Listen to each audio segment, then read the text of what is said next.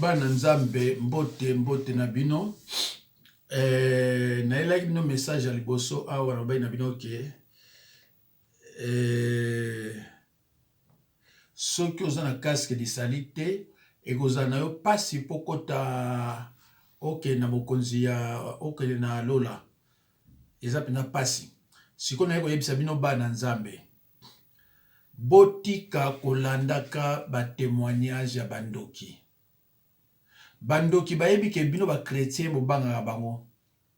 Botika kolandaka ba témoignage ya bandoki. Ce n'est pas biblique bana nzambe. Bo remarquer que banda okoma kolanda ba témoignage wana olalaka na kimia te. Okoma kobanga banga. Oza na kimia ata mukete. Pona nini oza kolanda témoignage ya mutu yo aza na ngambo na yo te. Bande konanga ye. Témoignage eza confession te. Témoignage ezali repentance te. Ndeko yeba Bible bandoki baza makamara na yo te. Yeba Bible esili. Tekotanga makomi awa. Tala ndeko nanga banda yo kenda kolandaka ba témoignage bandoki ozana kimia te. Okuma kobanga okuma uluka ba passer makasi bako yiba étoile na yo bako sala boye soki ozana liloba na nzambe ndoki mutakobanga yo yote mutakobanga ye biloko na zolo baka itali kutu yo ata mukete banda ko traumatiser bino talanga na tima na nzambe omuna bato tala onka lemsu 1000 mais tala ndoki tango aye ko ba makamona ki ndoki oka 100 000, 50 000, 80 000, 15 000 bazotala ye. Eza mawa. Bozotala ndoki, bozotala pourquoi? Na tamu na biso tokola kindoki alaki mwaka soni po bano banoza ndoki foza la tata moko bo uta ba mboka salite utangate suka pembe balobi ye yo ndoki. Mais lelo yo likambo okamwa bandoki bakoma ba vedette. Bandoki bakoma ko finga biso ba passer na solo. Bandoki bakoma kolata ba cravate ndoki azana voiture mutoki atambola bomoni mutu obani ko préférer olanda ka mateya ya ndoki ke olanda ye moko aye ko lobana bino ke aye ko sala témoignage pour l'année aye ko sala témoignage pour auti kuna mais auti kuna attaque qui auti kuna attaque ndoki ou be sataniste esili yo bani ko talaka ye. Siko, qu'est-ce qui va se passer? Tant beaucoup me bene bozo talakaye, azuba kombo na bino wana ya bato balandaka ye. Atindi on a monde des ténèbres. Et qu'est-ce qui va se passer? Même si bazo ba makambo ya mabe ya ye, yo zakunate parce que vous en foutez. Boko yoka muto yo yandoki ye mko lobia wa. Bako zo bino nyonso obolandaka ye wana ba image na bino, ba kombo na bino tout batini on a monde des ténèbres. Tant que vous avez la vérité, non, biso ye kaka. Quelle grâce, biso ye kaka.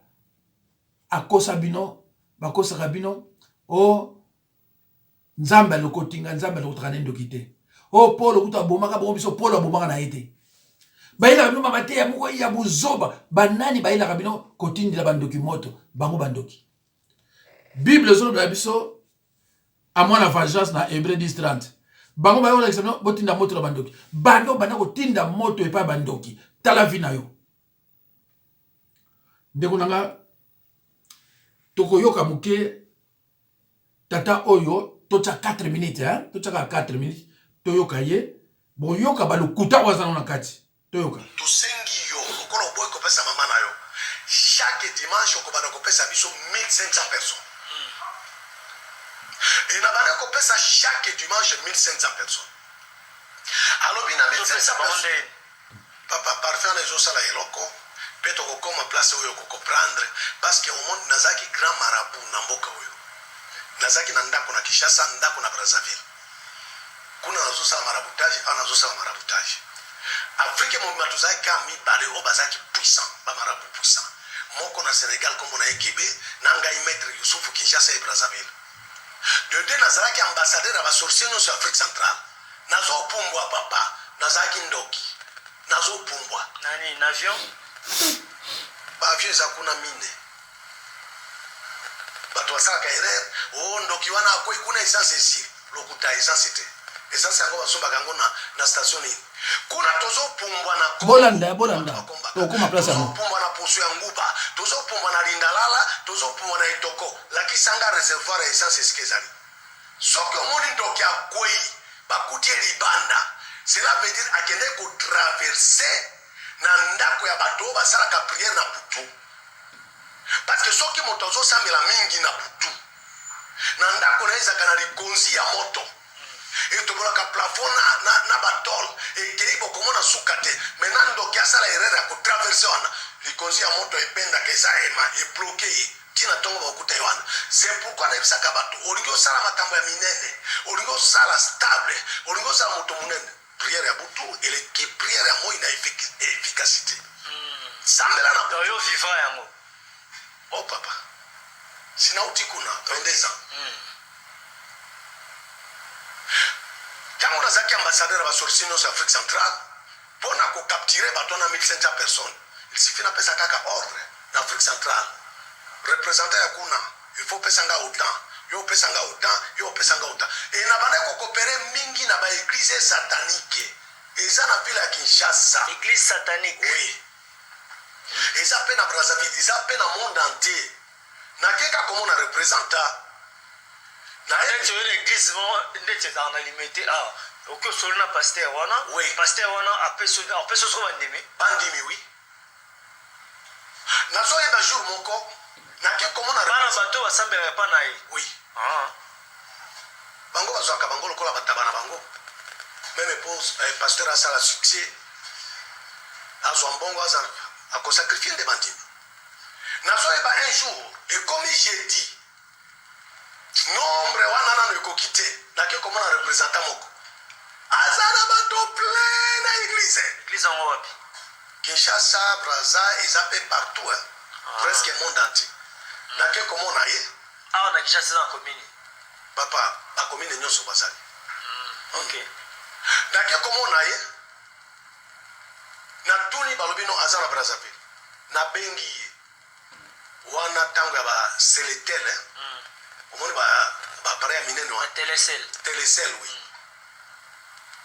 alobi na ngai monsieur Youssouf naza na Kinshasa te naza na Brazza me nakozonga samedi lokola lelo toza jeudi nga nakoboyela yo te parce que yo mpe osungaka biso comme ça comme nakoya samedi bato bakoya ebele bafidele na nga koya koyambanga na bichi ngobila yo pusana kaka na bichi pembeni ya mai beta banimero na orekipere nombre oyo ezangi samedi nakei na bichi ngobila poni motema mabe boye ntango nakei na bichi ngobila bafidele baye plein na bamandala nzambe aponi yo osalela aye na kano rapide omoni parcellaire oyo batongaka lokola pont pembeni ya mai bandimi bakiti plein na 20 numero ebukani bato nyonso na kati ya mai bazindi na récupéré nombre na bimi na nga na zongi ndeko yo moto ozosambela na baeglise tunaka nzambe alingi basimba paster na bango te so babika paster wana aza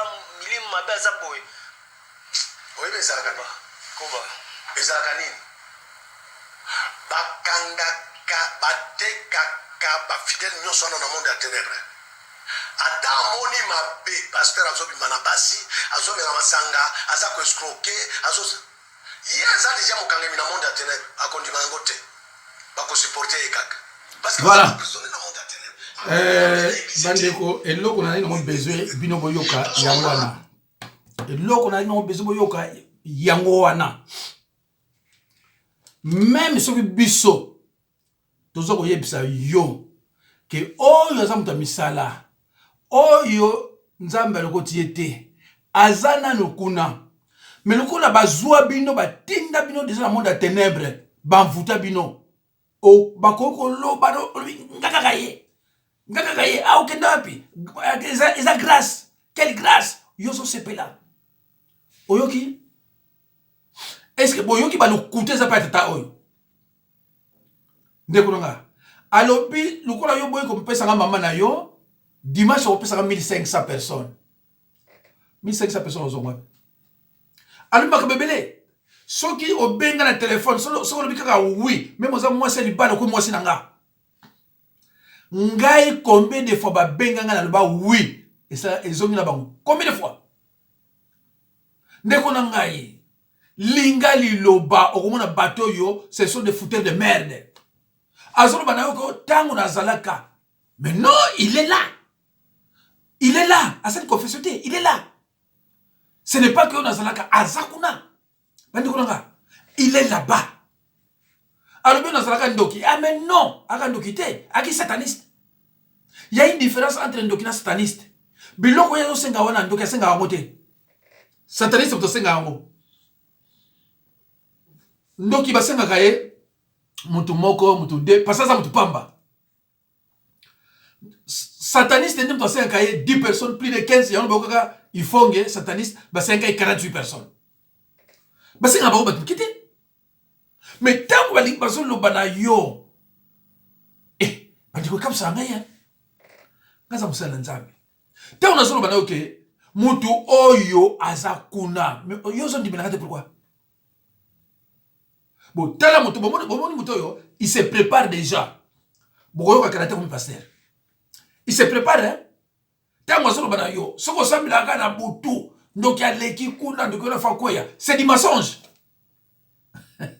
et ça incomplet mais le kola yo yoki yango phrase wana sepeli si yo allez okoma ko bomaka l'air na yo 3h du matin olamuki 2h du matin olamuki ozona mka heure nyo sur pourquoi ndeko si tu es dans le péché tu pries tu fais semblant comme si tout allait bien ta prière est une abomination ce qu'on s'en va péché ozo la mokala ba 0h 1h oya zo bozo sambela prière na yo ko beta yo ezo sa yo kote yo ozana ba conflit na bato yo ozana bato lo balaka bango te ozana bato kangana bango ennemi ozana ba nyonga bato futaka te okende na basa bato babala après na butu ozo ko prier bongo ndokinde aleka akama pa na yo qu'est-ce que tu crois alors eza ba message mo incomplet mais bato ba prêcher comme ba message complet bolingi bango tamkete tant yo kine ngona le na masumu na yo 1h du matin yo lo la moyi au 4h du matin la moyi ozo na ngaba lelo nyoso pourquoi moi j'ai toujours dit à mes disciples bino boza ba croyant né de nouveau boza na casque di sali et la kola so ko kilana yo olali et la musala so ko ko la mo 5h36 la muka sala prier kende ce n'est pas qu'on a pourquoi on s'en confession aux propre spirituellement on s'en baraki na batute on s'en banyonga batute okina basa bato mabalate et bongo zolo mkale rwanyo pourquoi Jésus a banako sala nyoso ndengona parce que azaki na problème na yemoko Satan a na problème na banduki amikete biso bible bina biso prier cesse et le bina oteke okina musala na 6h on s'en okina musala na 6h allez sikoyo 0h la muki 2h la muki 1h la muki le bina okene musala ozoko ko talate okomi ko souffrir mais pourquoi yeba ko sambela yeba nini yokoloba Bible le biso prier c'est demander tango zolala osengi tout nzambe abatela yo apusa benimino musika bandoto ya salite zanga tina ezala musika na kombo na Yesu nzambe na olamwa na seke na prier bona kene musala mais sili prier c'est demander yo zo sala kale yo parce que prière na yo ko tshaka bakuma batu banini kotina alors ozo kota ba péché la nyonso o no prier wala ndenge na ndenge na yebi batu mususu azana ba conflit na même basala nzambe alors bisaka bango te mais akota ba gêne azana ba conflit na bato azana bato lo bisaka te pardon te nini te mais asokota ba gêne oko gêner wana 100 ans le mode alors bato yo so auti kuna bayaka na mateya o sepelisa bato awena makaba sexe so balité ko fanya mosi so sali to biloko muso eza sans fondement biblique azo yebisaka yo tango yo zo yo kango ezo bangisaka bino yango surtout likambo ya sexe so baye bakarama na wana bayebi ke yango nde mutu eko traumatiser bana nzambe mais po bateya yo likambo ya solo solo eza te alo bande kuna ngai nayebisi bino botikaka kotalaka batémoignage ya bato oyo nga natalaki yango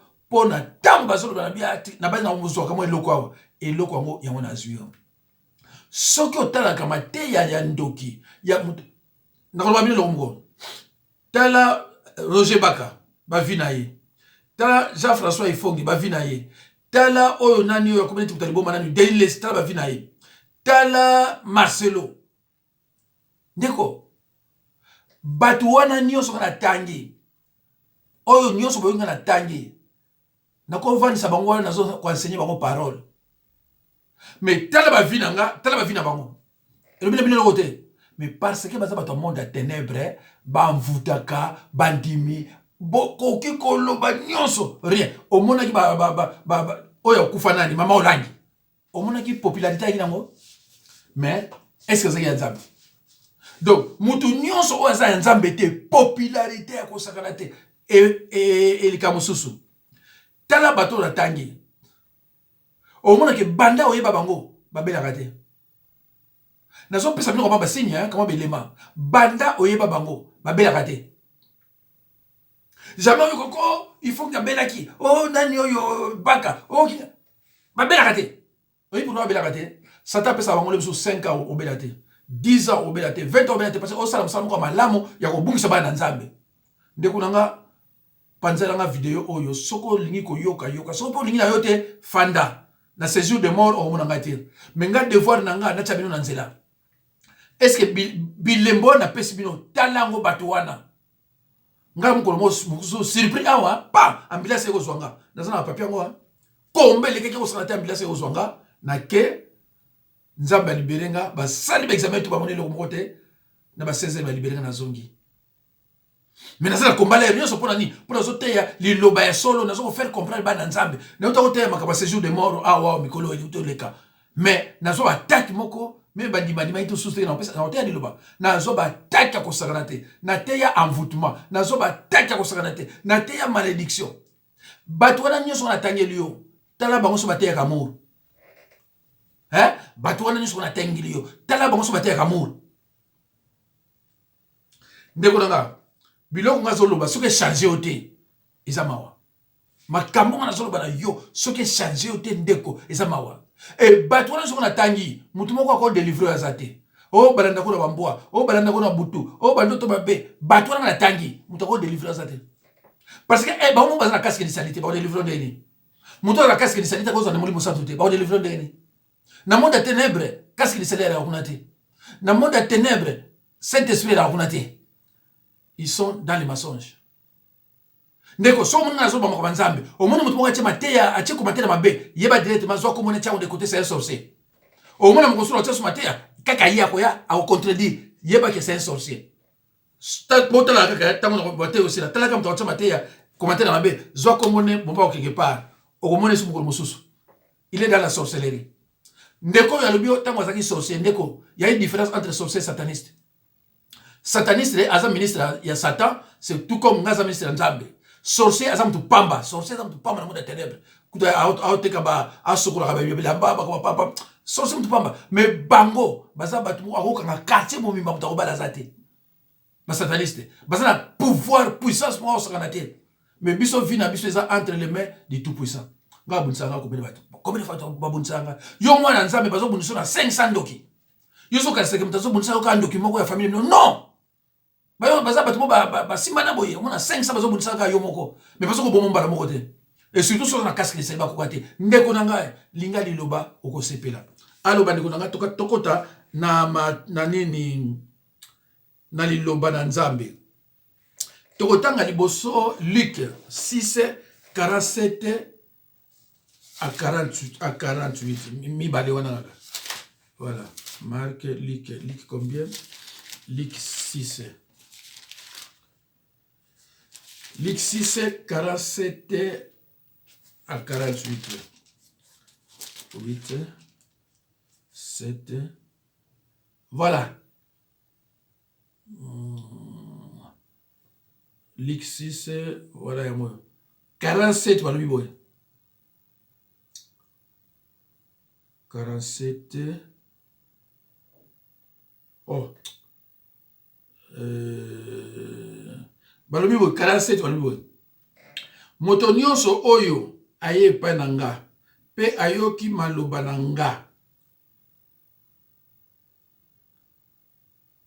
bongo akomi kotosa yango akokani na nani nakoyebisa bino.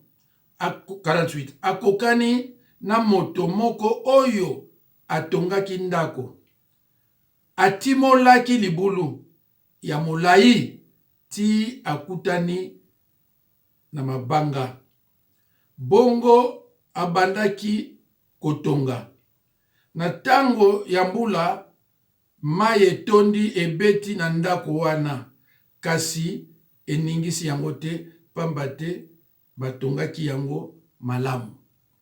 Ndeko tomoni eloko moko elobami awa akokani na moto oyo atongaki ndako atimolaki libulu ya molai. Il a creusé profondément. Ndeko passage wana Bible ce n'est pas n'importe qui a expliqué yango. Passage wana creuser profondément pour poser un bon fondement. Ndeko nangai soki bazosala fondement bazo timola po batia mabanga na se mais tango batimola ke sili elo de sala bakawana bandeko il faut enlever le sable. Hein? Il faut enlever le sable. Enlever le sable on est ngolo banini. Confession de péché selon 1 Jean 1:9. Ce n'est pas n'importe qui a interprété oyo on a interprété wana. Alors bango sikoyo tango awuti kuna au lieu aya kosala confession et repentance akosala yango te pona nini aza kubimona mutu mo munene oyo yebi yango te akolinga te aya kosala témoignage. Ndeko nanga témoignage sala maka kan témoignage sala maka soko outi kuna zaki ndoki to sataniste oye komona nga na mimuna kirdam parce que fona tuna yo ozwa ki ndoki ndenge nini olia banani biloko nyonso na ko ondima yango te alimbala moko na témoignage wana lobi alobi na ko musala nzambe sans passer par la confession des péchés. Siko yo lokolo yebi ko liloba te moto oyo yo landaka auta kuna okotuna yepete osala confession rien yo kaka ba amen akamata ba video nyonso alobila la vérité a supprimer yango pona ko tromper bino o comprendre te mais yo ozo comprendre kaka eloko moko te yango na tata wana lobi sataniste wana lobi clair to kanga ka bango nyonso baza mvute même ozolo balikama wa benanga on dibate akomona pasteur ona ebisa ko kinina basa bato mabala ye azakuna te bomoni yango ni bakala mbai bakena basa mabala mo akena mo sabato mabala asali oya ko sala ki atiki ndia ko tika ye me bandimi wana nyonso basaka pour ye. Pourquoi? Parce que bazana place au kangama ba Moïse mbiye ba sala ba scandale ba onani osusu na Canada asali ba scandale kuna ebele mais batu basaka la simana ye pona nini azana puissance ya envoûtement.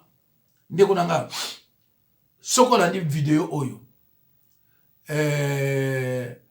osilisi koyoka ngo panza yango tika ndeko nanga tika mwana nanga kolanda ba témoignage buzoba ezanga tatina témoignage nyonso musana ngo kaka ko traumatiser bino kaka tala oyo susu na mona ki témoignage ne mususu ya 7 ans yeyo témoignage là il y a 7 ans mais ti lelo saka ba témoignage ti lelo azo continuer à saka ba témoignage ba ndeko nanga yi na tanga bime oyo asabuta ndenge nini. Alors mutu oyo asala jamais confession asala akenda jamais na repentance mais au monde bato mususu tayo ozomona sataniste bandeko ozomona tala sirène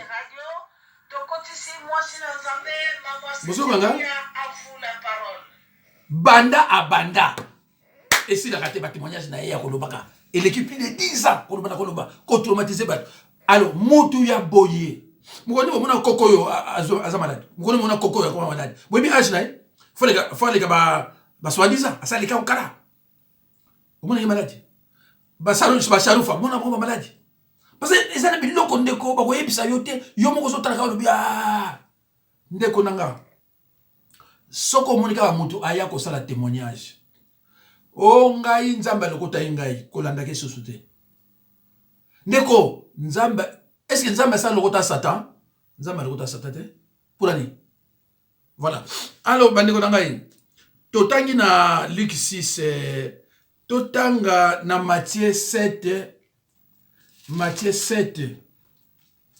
13 14 avertissement mususu ngoyo Matthieu 7 13 à 14 7 voilà boyo la 13 14 Matthieu chapitre 7 verset 13 à 14 bokota na porte ya moke pamba te porte ya kokotela na mboka ya bato bakufa libela ezali monene pe nzete oyo ememaka bato kuna ezali pasi te yango wana bato mingi balandaka yango kasi porte ya kokotela na mboka ya bato bazali bomoi ezali moke pe nzela oyo ememaka bato kuna ezali kaka yango wana bato mingi balandaka yango te ndeko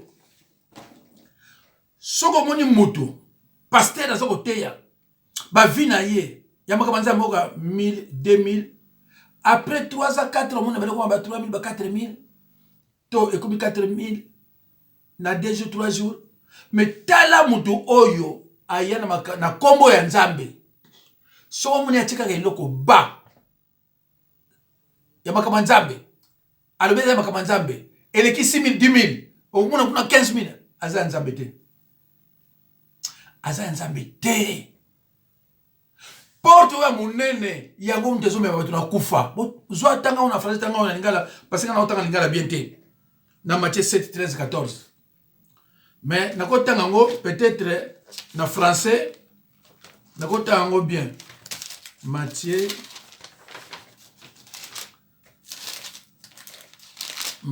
7 13 à 14 voilà entrez, je lis au nom de Jésus. Entrez par la porte étroite, car large est la porte spacieuse et le chemin qui mène à la perdition. Et il y en a beaucoup qui entrent par là. Porte wa munene ha, yango me amatela kufa, yango mutaki ni mingi. Omuna musala nzambe na batu plein. Oyoki témoignage wana, pa batu ba plein, pa ako pesa batu. Ok pas Marcelo aibi lo bate tala plein bateau kende pas ifonge sataniste aibi lo kote tala bateau ba olanda ye kende pas ya nani onani Deiles ye mo kwasa témoignage na ndinga so ba kisi poisa la nzambe mais tala bateau so olanda ye ndeko na ngai kende pas ya baka voilà un autre sataniste tala plein bateau ndeko na ngai nzela ya munene nzela ya kufa. Au moins, même l'église, au moins l'église moko plein. Et là, on m'a dit, au moins l'église moko, tu vas savoir la camuke, mais mon lit, mon sang, tout y a bien ça. Bible, c'est le bas, on a 14, mais étroite est la porte resserrée des chemins qui mènent à la vie. Et il y en a peu qui les trouvent. Porte, nzela oya muke, bato akota kunako, ka bato muke. Mais bato amunene, tala bango Dieu pas osopara kuna. Ndeko na ngai yo sala musala na yo soko zu video oyo panzango na baninga mususu. Alo bandeko na ngai tokoki kotanga sikoyo na 2 Corinthiens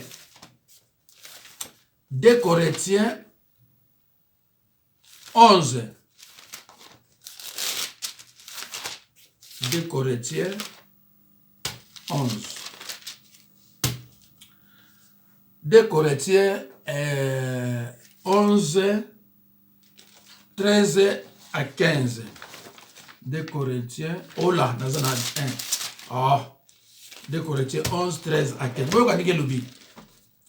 Ces hommes-là sont de faux apôtres, des ouvriers trompeurs, déguisés en apôtres de Christ. 14. Et cela n'est pas étonnant, puisque Satan lui-même se déguise en ange de lumière. 15. Il n'est donc pas étrange que ces ministres aussi se déguisent en ministres de justice.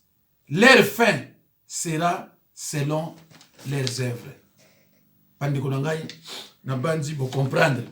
Ce que tu as dans Matthieu 10, 16. Matthieu 10, 16. Bible sur la mission. Je vous envoie comme des brebis au milieu des loups. Soyez prudents.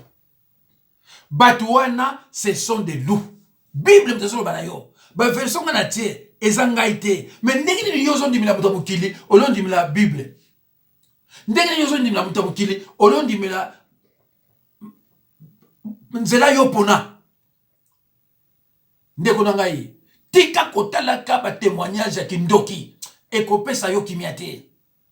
Ekopesa yo kimiate bandeko nangai. Merci. Nzambe apambola bino na kombo na Yesu. Au revoir Bampangi, au revoir frères et sœurs dans le Seigneur. Nzambe apambola bino. Nzambe apambola bino na kombo na Yesu. C'était le révérend Jacques Dinabanza. 06 51 03 90 89. 06 51 03 90 89. Merci.